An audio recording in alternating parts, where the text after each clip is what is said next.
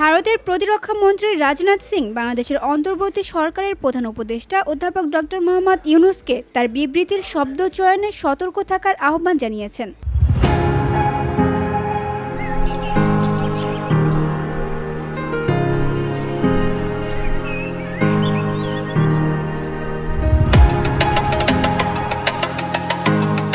তিনি আরও বলেছেন, ভারত বাংলাদেশের সঙ্গে কোনো ধরনের উত্তেজনা চায় না।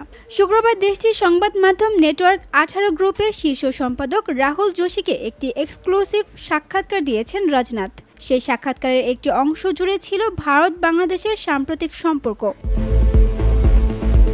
সাক্ষাৎকারে এক প্রশ্নের উত্তরে ভারতের প্রতিরক্ষা মন্ত্রী বলেন, আমরা বাংলাদেশের সঙ্গে উত্তেজনা চাই না, তবে ইউনূসের উচিত হবে নিজের বিবৃতির শব্দ চয়ন নিয়ে সতর্ক থাকা। আমি আরেকটি কথা এখানে বলতে চাই, ভারত যে কোনো ধরনের চ্যালেঞ্জ মোকাবেলা করতে সক্ষম, কিন্তু তারপরও আমাদের মূল লক্ষ্য প্রতিবেশীদের সঙ্গে সুসম্পর্ক বজায় রাখা। 2024 সালে জুলাই আন্দোলনের পর গঠিত অন্তর্বর্তী সরকারের প্রধান উপদেষ্টা অধ্যাপক ডক্টর মোহাম্মদ ইউনূসের সঙ্গে শুরু থেকেই টানাপোড়েন চলছে ভারতের কেন্দ্রীয় সরকারের।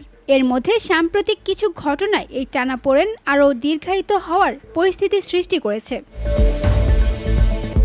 সম্প্রতি ঢাকায় পাকিস্তানের সেনাবাহিনীর জয়েন্ট চিফস অফ স্টাফস কমিটির চেয়ারম্যান জেনারেল শাহির শামশাদ মির্জা এবং তুরস্কের পার্লামেন্টের 5 সদস্যের একটি প্রতিনিধি দলের সঙ্গে সৌজন্য সাক্ষাৎ ও বৈঠক করেছে ডক্টর মোহাম্মদ ইউনূস। উভয় দেশের সঙ্গেই ভারতের কূটনৈতিক সম্পর্ক তিক্ত।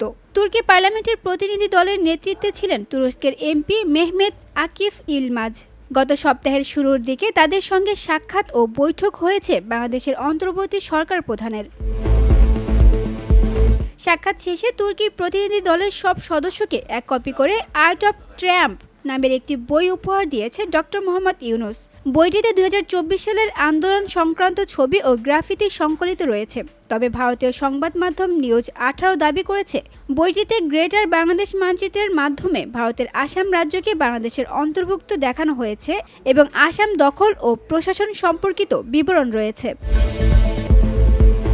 BOD Bangla news desk.